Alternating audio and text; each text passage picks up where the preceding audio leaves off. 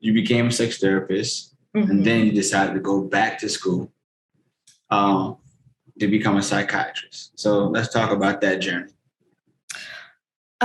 So like I mentioned, I was working at an inpatient facility for children and adolescents, and I absolutely loved what I was doing. I was living in Charlotte at the time, Charlotte, North Carolina. Shout out to the Carolinas. Just want to put that out there. I had such a fun time when I lived there too. And so what ended up happening was I saw that the psychiatrists were the real decision makers, and we're the placement of these kids, the medication. And honestly, they did not look like you and I. Yeah. And a lot of the kids, 75% of the kids that I worked with at that facility were Black and brown kids.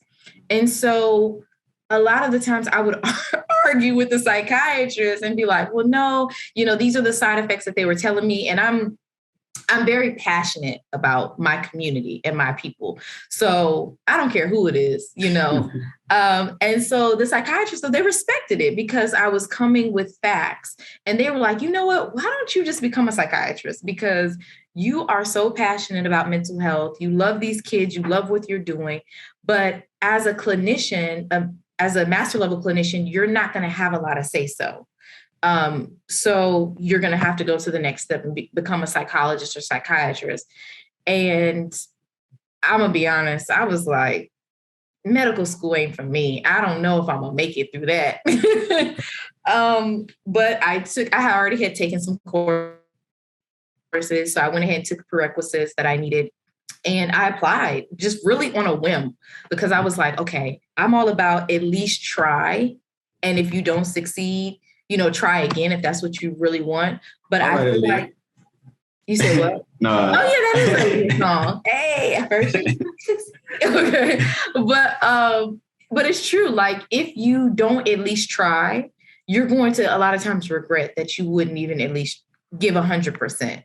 And so that was my thing. Like, you know what? I'm at least going to try. And if it doesn't work out, then maybe I'll just be a psychologist, because that was my thoughts from the beginning anyway, being a school counselor or a psychologist.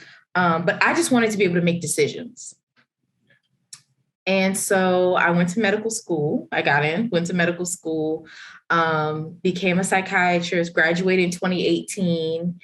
And I started working for a pharmaceutical company, actually. And so I didn't go the normal route, I guess, of actually like working in a hospital and everything like that. But I still do see patients on a regular basis. It's just now I'm helping create medication for those with schizophrenia, bipolar disorder, and depression and PTSD, which is actually really cool.